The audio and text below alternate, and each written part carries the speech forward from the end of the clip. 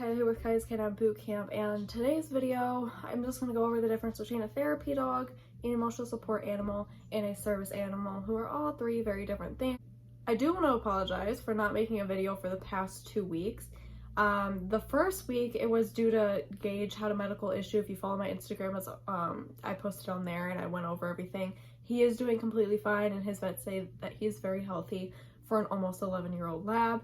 So I'm proud to report that. So first we'll go over emotional support animals. But emotional support animals overall, when fully trained, because they require no training, have the least amount of rights. The only extra rights they have from regular everyday pets are flying rights and housing rights. This means that they are allowed to fly with you as of right now. And then on top of it, housing rights. Housing rights just means you are allowed to have your dog with you. They cannot charge you a pet deposit fee if it's an emotional support animal, and if it's a non-pet friendly rental, they still have to allow you if it's an emotional support animal. The only times they don't have to allow you is if your dog is on the banned breed list for their insurance or dangerous breed list for their insurance. The reason they're allowed to deny you then is because if they can prove that their insurance will go up in price or their insurance will drop them as a client, then it's no longer a reasonable accommodation, which is what having an emotional support animal with you is when it comes to housing. It's called a reasonable accommodation. Their insurance will go up or they're going to completely drop them and they'd have to find a new insurance. That would be an unreasonable accommodation and cause undue hardship on the landlord.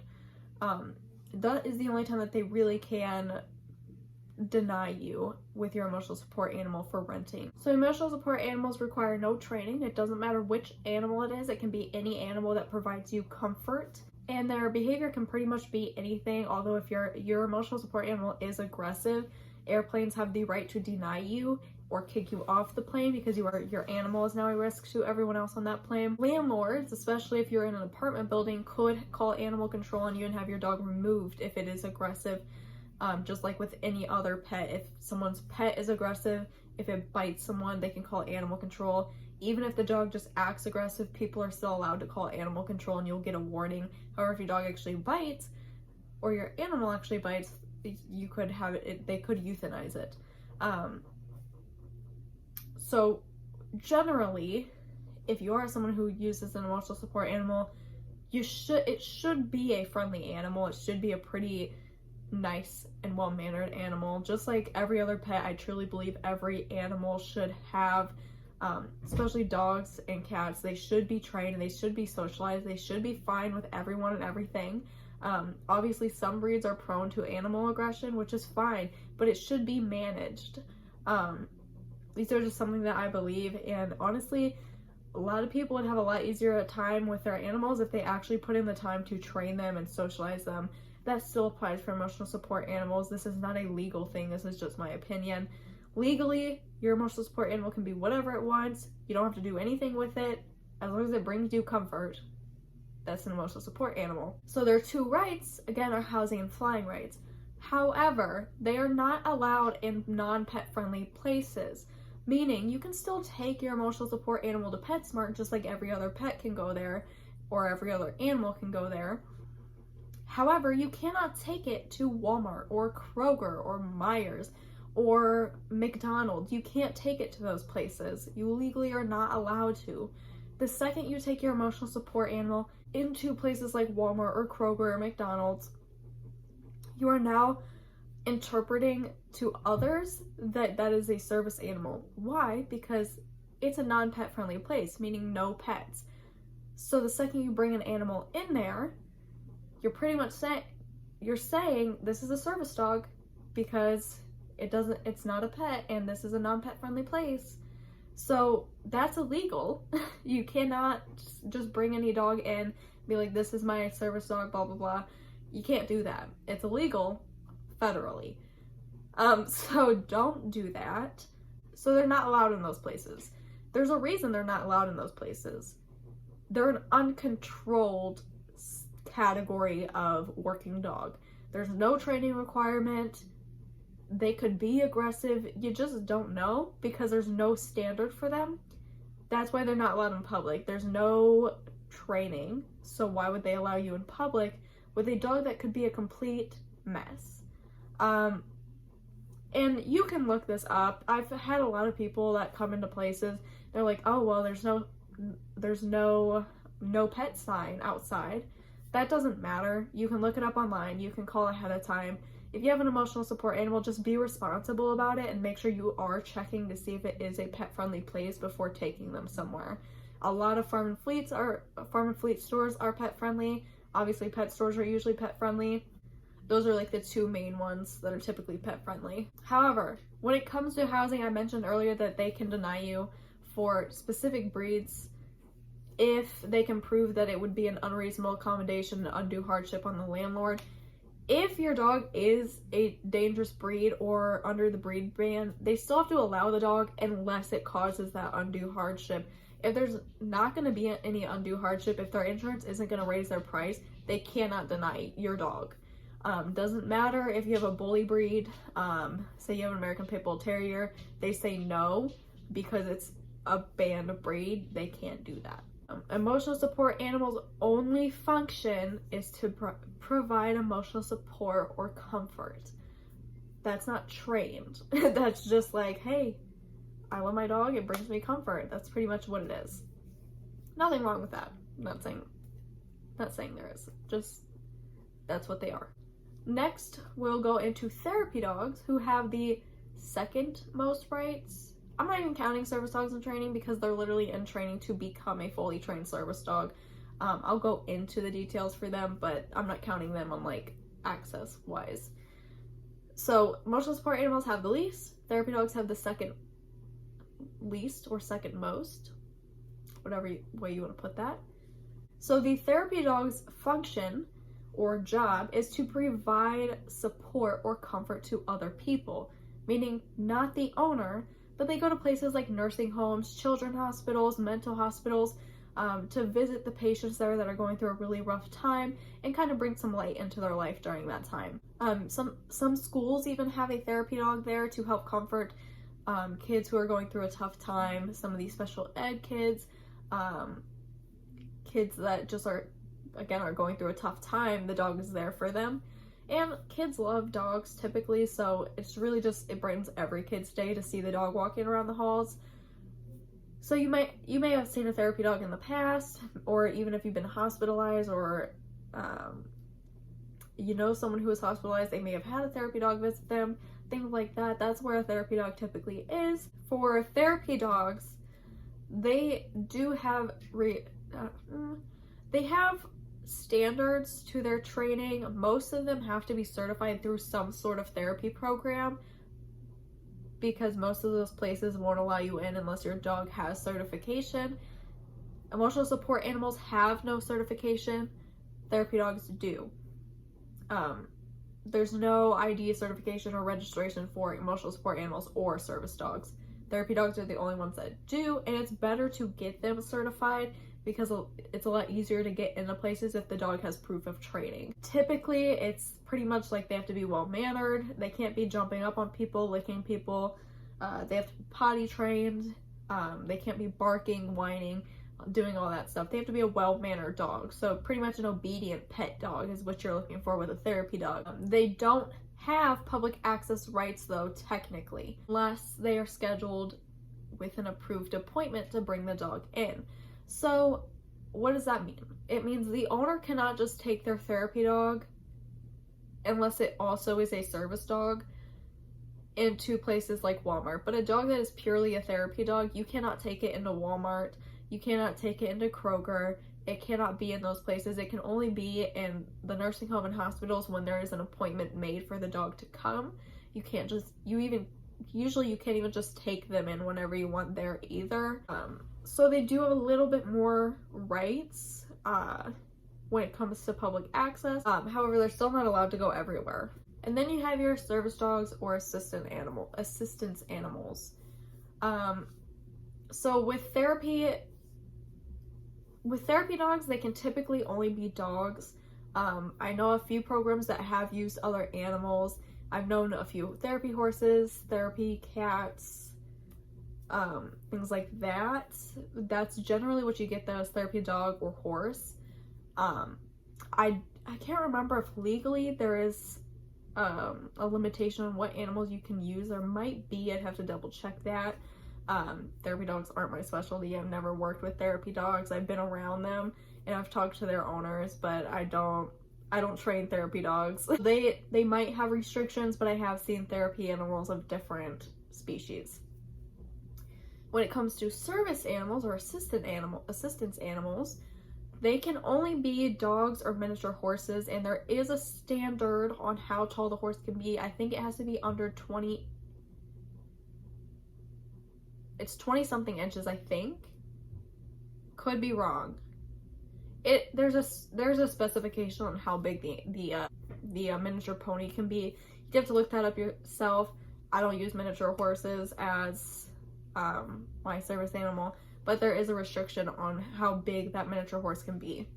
When it comes to the dog, though, it can be any breed of dog or any mix of dogs. It cannot be a wolf dog or a coy dog. However, domesticated dog breed mixes is fine. Wolf dog and coy dog cannot be service animals because they are part wild animal, making them unpredictable. And on top of that, at least with a wolf dog, I'm not too sure about the coy dog. With the wolf dog, there is no proof or evidence that the rabies vaccine works on them. So it's a risk that they could get rabies and spread it to the other animals. And again, if you've ever met a wolf dog or a coy dog, they typically act more wild than they do domesticated. They need a lot of space, they tear everything up, tend to not be so friendly with strangers. Sometimes they're not even very friendly with their owner. So that's why wolf dogs, coy dogs aren't allowed. But any domesticated breed mixes are fine. Mutts are fine as long as there is no wild animal thrown in there.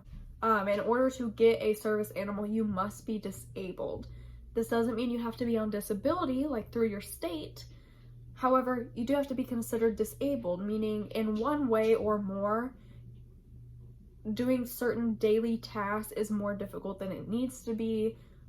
You can't do them, things like that. That would qualify you for a service animal. For example, someone with severe anxiety who can't even go out into public to go grocery shopping, they could be considered disabled and be eligible for a service animal. Someone else with anxiety who doesn't really struggle much in life, is just feeling a little anxious most of the time, but it doesn't stop them from doing anything, they would not need a service animal.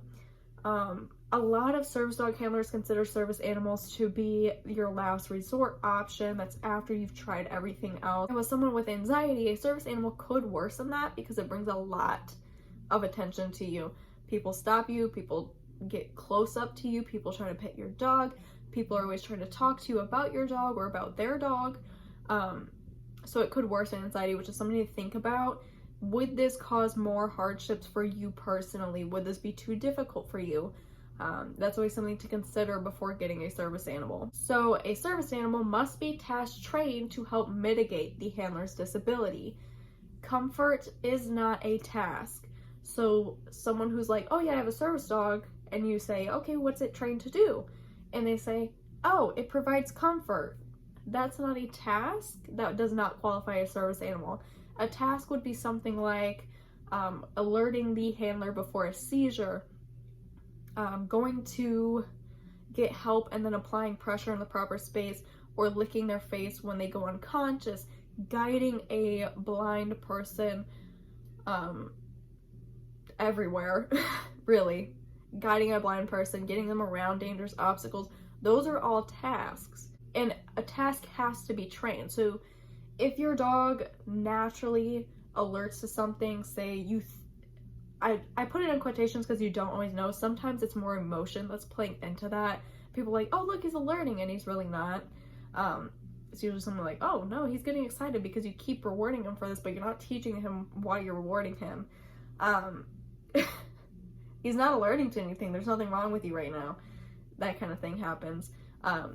But sometimes you do get dogs that naturally do alert, naturally are picking up that your body is changing, whether it be for diabetics, for people with seizures, people with migraines, whatever it may be, the dog is picking up on it. Dogs are very strong. They have a very good sense of everything, much better than us with their senses. So If they do it naturally, you can't consider it a task. However, if you start shaping it, meaning the dog does it naturally and you start encouraging it and shaping it to be how you need it to be as an alert, that can be considered a task.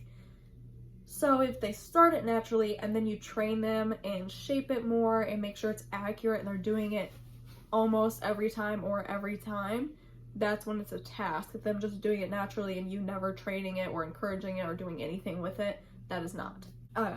Legally, service animals must be test trained, must be under control of the handler at all times, meaning a dog that's barking constantly, that's not under control. A dog that's pulling their handler around, that's not under control. A dog being aggressive is not under control. The dog has to be under control at all times. And if a dog messes up, that's fine, as long as the handler corrects that. If they're just letting their dog bark their head off, for example, and not even trying to fix that or correct it, that's when it's an issue. Because if they're not actively trying to correct it, it's not going to be fixed, and anywhere has the right to kick a service animal out that is being disruptive, is out of control, and service animals must be potty trained, so if the dog's not potty trained, they can kick you out for that too. Dogs have accidents, that's fine, but if the dog is consistently having accidents in new stores, it is not a service dog yet. Maybe it is still in training, it should go back to training, it should be pulled from public access, but it cannot be legally considered a service animal. So those are really the 3 requirements per the ADA: task trained, under control, and potty trained. So a fun fact about service animals or assistant dogs is they actually don't have to wear anything that says service dog or assistant dog. There is no legal requirement for that. They can work their dog with just a normal leash and collar. Doesn't have to say anything about it being a service dog. They don't have to have a vest on. They don't have to have a collar on that says service dog. They don't have to have a leash on that says service dog. Nothing about them has to say service dog. That's just how it is. Because why make disabled people label their dogs when store employees are supposed to be asking anyways, is that a service animal? What task is it trained to perform? So they're not required to wear anything, and there is no ID certification or registration in the US. Some counties have a voluntary registration that you can use, but that still has no legal federal right, and not every county has it. And again, it's voluntary. They cannot require that you register your dog with the county because federally, they don't have a federally, it doesn't exist. And the federal law is what covers service animal. There's also no test for a service dog. That's another thing that people seem to think is a real thing. No. There is no test that a service animal has to take to prove that it's a service animal. There's tests that you can do voluntarily. You can do the public access test, CGC. You can do whatever test you want to do. You can do whatever trial you want to do. You can go to the AKC and put your dog in agility. Doesn't matter. That has no legal standing. You couldn't carry around a CGC certification or a CGC first place thing ribbon and be like, look, my dog did it. Or PAT paper that says that you pass and be like, look, my dog is a service animal. That's not how that works. That has no legal standing, and it doesn't prove your dog to be a service animal at all. Service animals have full public access rights. Anywhere the general public can go, a service animal can go. This means if anybody could walk in those doors, a service animal can walk in those doors with its handler. There are certain times where a service animal can be restricted and not allowed, and that's really just if it's a health risk.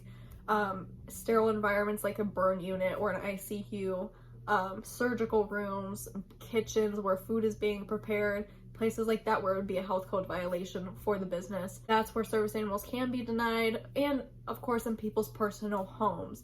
Private property, no. Which is confusing to people.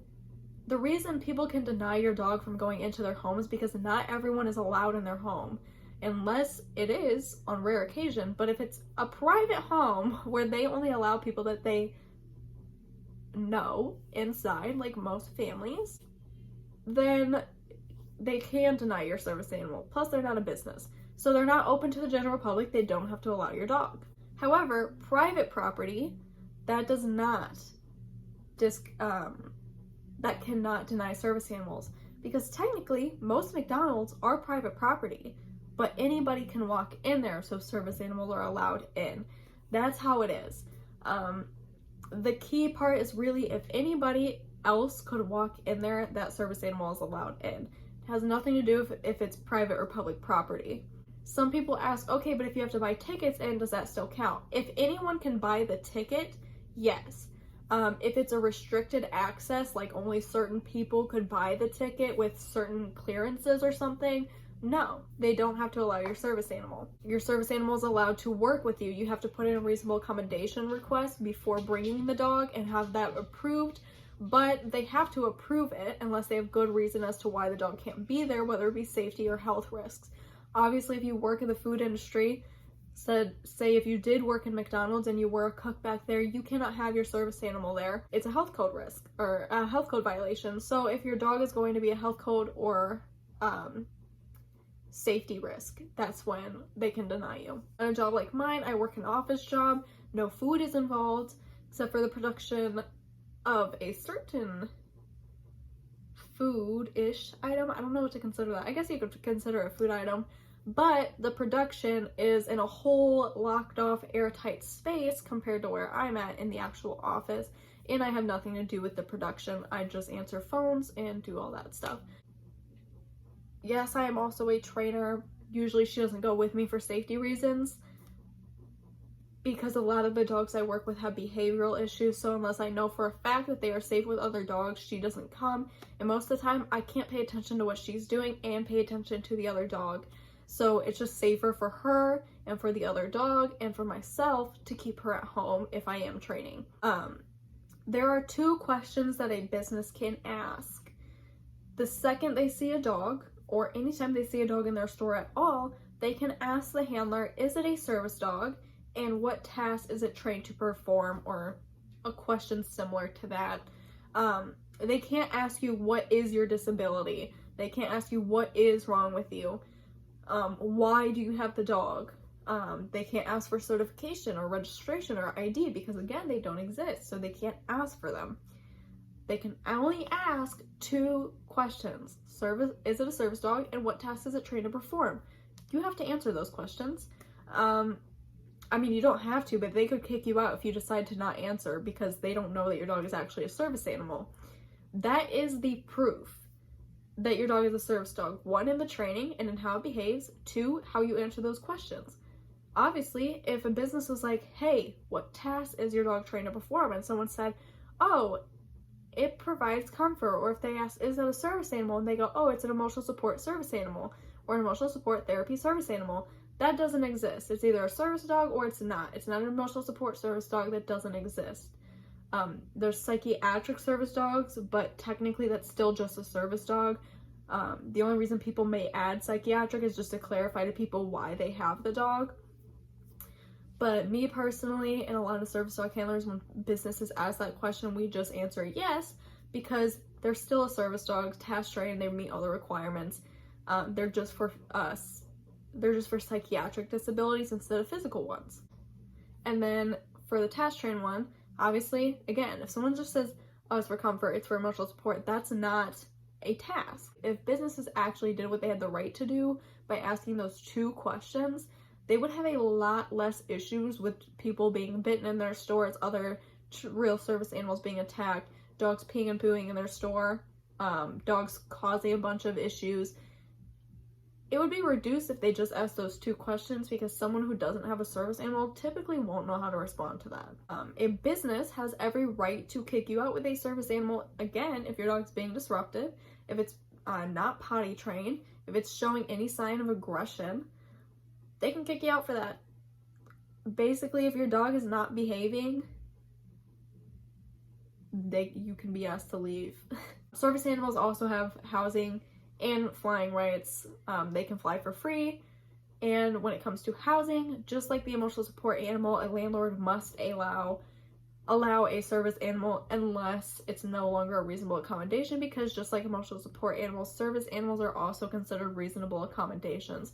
So even with service animals, if the dog was on the dangerous breeds list and the insurance is like, oh, your price is going to be raised or we're going to completely drop you from a client, and the landlord can prove this, they can deny you of having a service animal with you. With service animals, they cannot charge a pet deposit fee. With both emotional support animals and service dogs, if your dog causes damages, they can still, you still have to pay for that.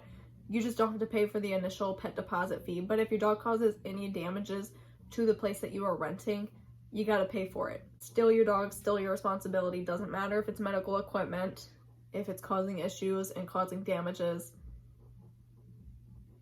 they can charge you for it. And they usually will. So hopefully I explained that clearly. Basically, emotional support animals are animals that bring comfort to the owner and are not allowed in public but have housing and airplane and flying rights. Therapy dogs do not bring comfort to the owner. I mean, they can, but their priority is to bring comfort to other people who are in difficult situations or going through a tough time. They are also not allowed in public. They do not have housing or flying rights, and they are allowed places with approved set appointments with the place that they are wanting to go. And then you have service animals who can only be a dog or a miniature horse, must be task trained, must be potty trained, it must be under control of the handler at all times. They are allowed in public. They also have flying and housing rights. They pretty much have the most rights because they require the most training. If you have any more questions, you can ask them down below. Join service dog groups, ask them. Make sure you do your research online. If you're looking into a service dog, make sure you look into the ADA. Make sure you look into your state laws if you plan to own or train it. That's all my advice for you. There's plenty of great service dog handlers out there that know very much so on all these different types, so you can always ask them to join a Facebook group and ask. So that's everything for this video. I think I got everything.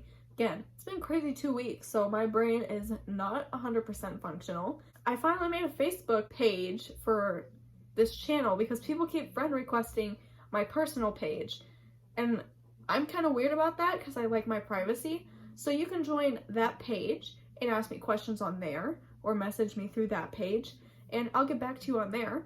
It's just Kylie's Canine Boot Camp on Facebook. I also have a dog training group, which I'll link below. I'll put it up on the screen, and I'll put a link down below. That's also on Facebook. That's for anyone having behavior or training issues with their dogs of any kind, whether it be a pet or a service dog or emotional support animal or a therapy dog or whatever else. Just training and behavior tips, and you can post on there, tell me your problems, I'll answer them, and if the group gets bigger, I'll add more trainers and behaviors in there to help answer some questions. And then we also have our Instagram, Kylie's Service Canines. It's on the screen. I'll also link that down below. Make sure to follow us, leave a like, subscribe, do whatever you want. Hope this was informative. Definitely check out Instagram for super cute pics of Mazikeen and Gage. See you guys on the next video. What am I doing with my hands? Bye!